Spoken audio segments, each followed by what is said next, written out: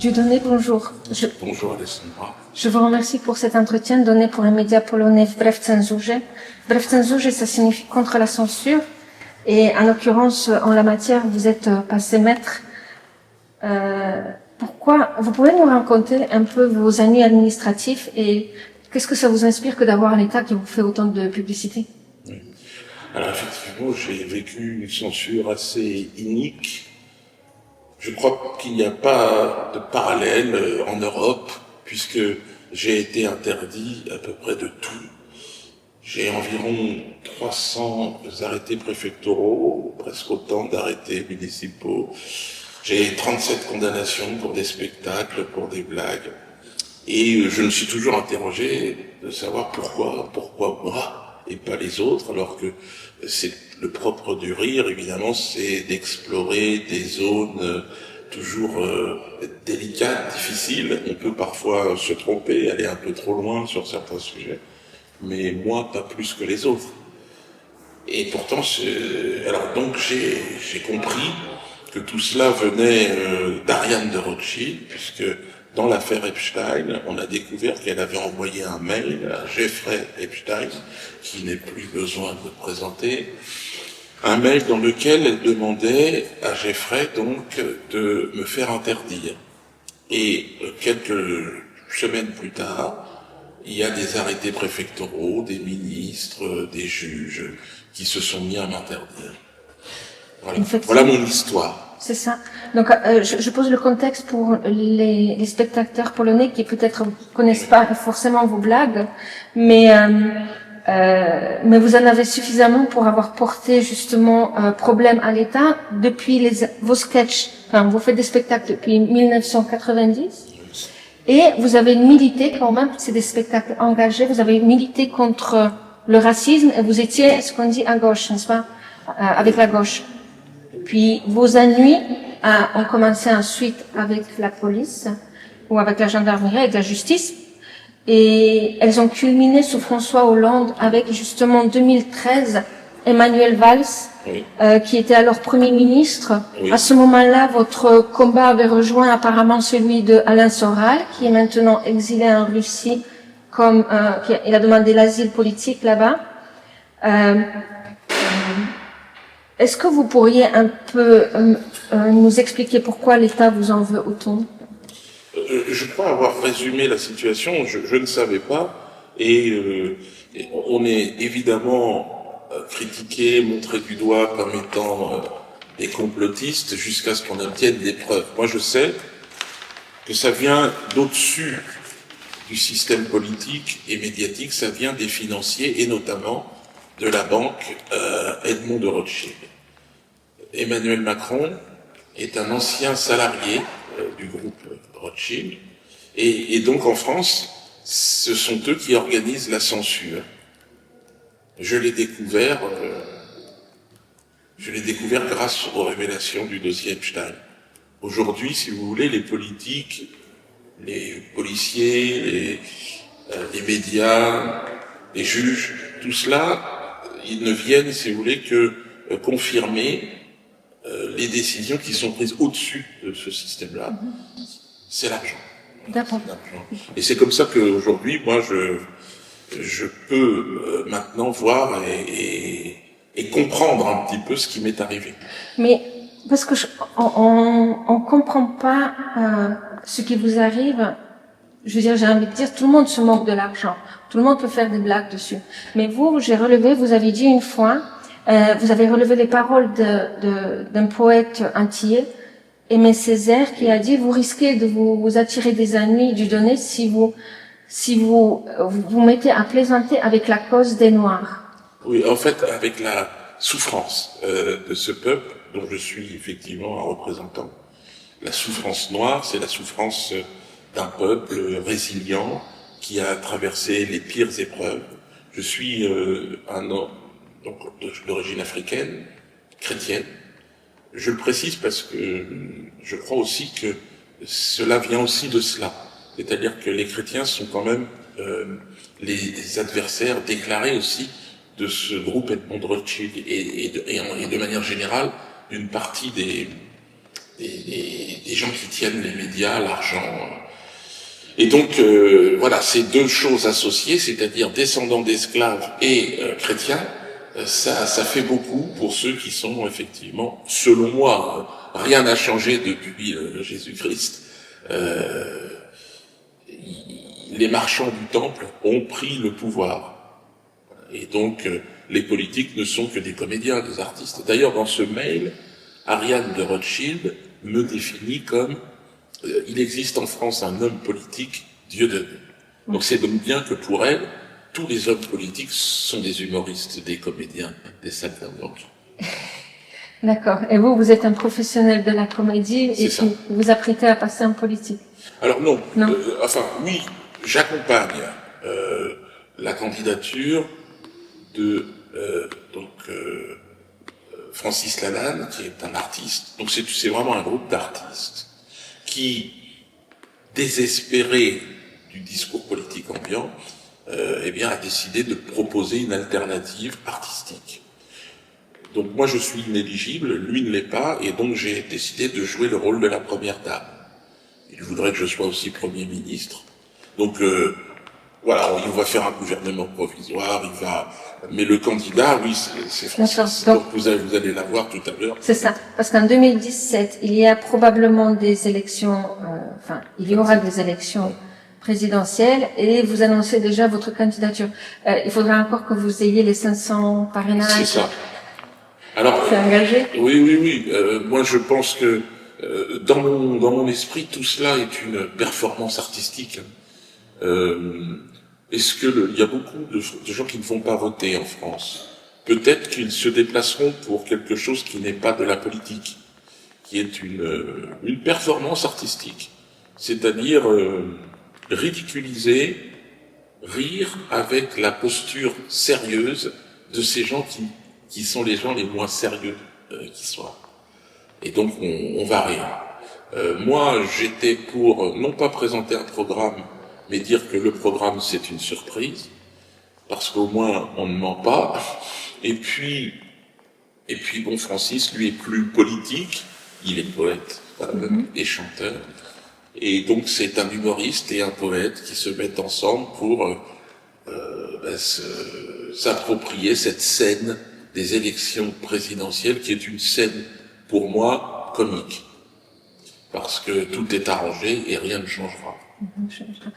Vous aviez parfois parlé d'un système béquet. Vous pourriez nous dire de quoi il s'agit? Oui, ça c'est, si vous vous intéressez, je pense qu'en Pologne, les gens ne savent pas, mais la France est un pays, un ancien empire colonial, et un pays qui a encore des territoires outre-mer, donc Guadeloupe, Martinique. C'était des territoires qui étaient tenus par des béquets, c'est-à-dire des esclavagistes, qui ont transmis leur richesse de génération en génération à leur descendance. Et la descendance aujourd'hui de ces béquets, eh bien, possède tout. Tout le tissu économique de l'île dépend de ces descendants directs.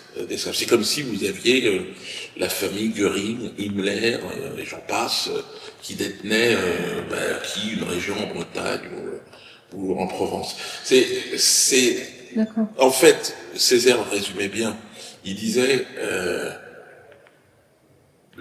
le système est raciste. C'est même le système le plus raciste qui soit.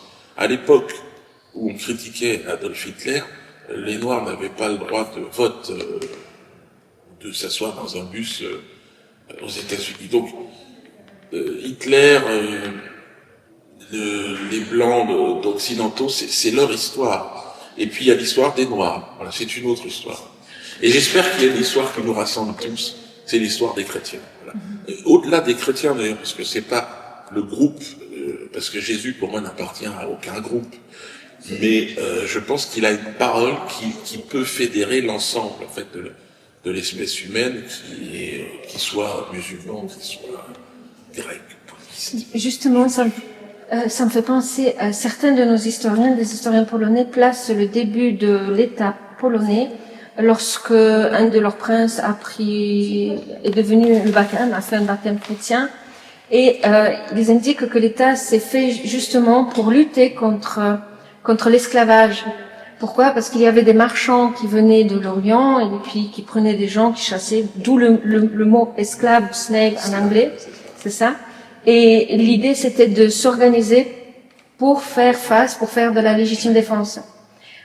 Et là, je voudrais vous amener sur le terrain du panafricanisme que je ne comprends pas vraiment, parce que je me demande comment, à l'échelle d'un continent entier, on peut organiser une lutte qui est déjà difficile au niveau même de l'État-nation.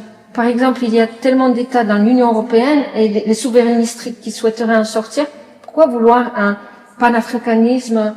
Vous pourriez m'expliquer ça? Ce sont tous des gens extraordinaires, ceux qui défendent cette idée du panafricanisme. Chacun en aura sa définition. Moi, je pense que la parole la plus inspirée, encore une fois, je reviens, c'est une parole, c'est revenir à la spiritualité. Le panafricanisme existe en réaction au racisme anti-noir qui existe. D'accord. Et donc, vous parliez des slaves, des esclaves, de ce mouvement, en fait, de résistance.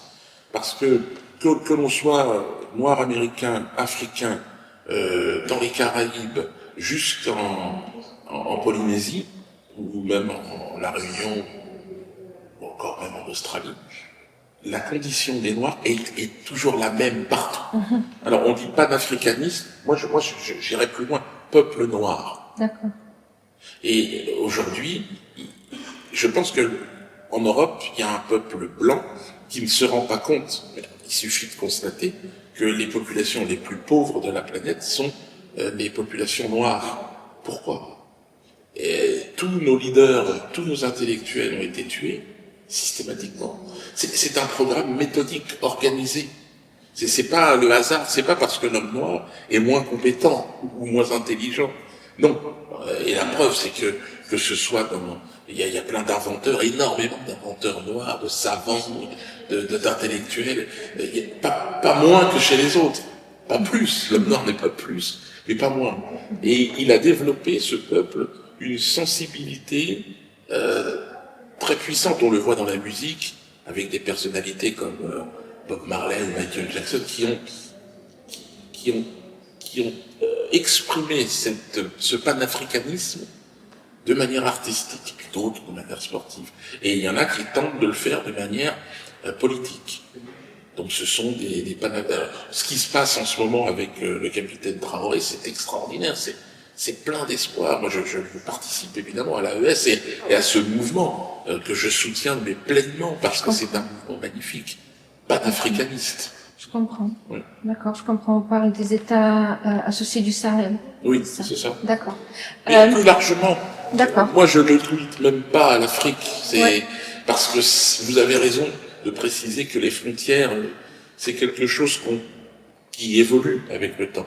Par contre, la couleur de la peau, ça n'évolue pas. Vous savez, on n'est pas peut-être de droite, de gauche, de musulman, de toutes les religions. Ça ne change pas. C'est pas une croyance. C'est une réalité. Et être blanc aussi.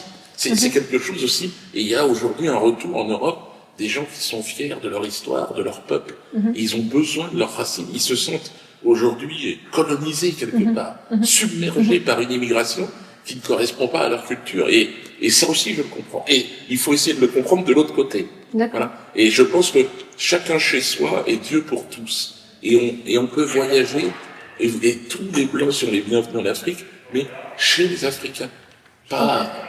Pas chez les Rothschild qui développent des faux gouvernements, qui mettent en place des gens, des armées pour déstabiliser en fait, comme ils le font en Europe. D'accord.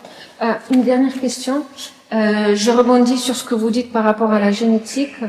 Tulsi Gabbard, donc la directrice du renseignement américain, vient de révéler le fait qu'il y a effectivement un programme de recherche biologique financé par les États-Unis. Et à l'époque, donc en 2022, le gouvernement russe avait indiqué qu'il y avait eu beaucoup de laboratoires qui avaient été ouverts en Ukraine et qu'il y avait des recherches génétiques pour cibler la génétique slave. En 2024, sur le plateau de Thierry Ardisson, vous avez fait une grande rupture.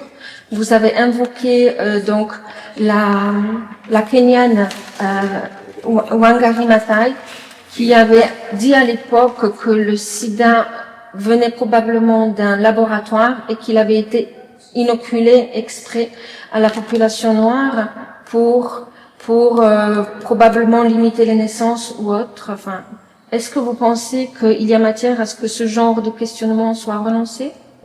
Oui, on a eu, après cet épisode tragique de ces maladies venues de on ne sait d'où, du singe vert ou je ne sais quoi, on a eu la Covid-19, ouais, et où finalement les populations européennes, tout d'un coup, se sont trouvées confrontées à une pandémie dont l'origine reste mystérieuse. Mystérieuse, ouais. Et donc, l'obligation vaccinale venant couronner une volonté quasi militaire qui cache des intérêts clairs, c'est-à-dire l'industrie pharmaceutique qui est là, qui a gagné des milliards dans cette opération. Vous savez, moi, aujourd'hui, je suis confronté directement aux agissements d'Ariane de Rothschild et du groupe de Rothschild. Ce sont des groupes tellement énormes, ils vous donnent à manger, vous avez une maladie et ils vous soignent. Donc, en fait, toute la chaîne, si vous voulez, de production est garantie, c'est-à-dire que c'est juge et parti, c'est-à-dire c'est... Il y a une monopolisation. Oui, on est entièrement sous leur contrôle. Voilà, et donc moi, en tant qu'humoriste, je m'amuse avec cette réalité. Mon combat est perdu d'avance face à ce genre de groupe. Mais un humoriste se doit, alors, chrétien d'autant plus, et c'est encore plus beau quand c'est perdu d'avance. Donc moi je sais que les gens que nous avons en face de nous sont des criminels, des assassins, des empoisonneurs, des violeurs d'enfants. Ouais. Alors là, dans le dossier Epstein, ils aimaient bien les gens plutôt de votre coin, d'Ukraine, de Pologne. C'est des jeunes filles qui étaient vendues. C'est absolument atroce, mais c'est la même chose dans les pays africains, en Thaïlande, au Maroc, je ne sais où. Mais tout d'un coup, voilà, vous vous apercevez que vous êtes en fait des esclaves. Et vous avez raison, c'est directement dans le mot slave, et donc vous êtes conscient de ce que ça veut dire. Et cette obligation vaccinale, elle a été très très mal perçue par les populations afrodescendantes, notamment dans les Caraïbes. Les gens ont dit non. D'accord. On ne pas. Oui, je crois qu'il y a eu des émeutes d'ailleurs. D'accord. C'est-à-dire que c'est pas possible. Mais ils ont testé la limite. Oui. Et je crois que c'est une limite, c'est-à-dire quand ils sont capables de dire viens ici, je te pique. C'est-à-dire c'est une relation de confiance avec un système. Et je pense qu'ils l'ont testé. Ça a fonctionné sur quelques personnes, mais ça fonctionne pas sur les Noirs. Voilà. Les peuples blancs d'Europe sont encore assez malléables pour se laisser injecter des produits dont on ne connaît absolument rien. Les Noirs n'en veulent pas. D'accord. Pourquoi? Parce qu'on leur a fait ça trop longtemps. D'accord. Parce que maintenant, la souveraineté du corps, voilà. A son importance. Ah non, mais c'est primordial. C'est-à-dire, voilà. Je préfère prier que d'avoir confiance en vos vaccins. La prière me paraît plus importante. Je vous remercie beaucoup pour avec plaisir. Merci.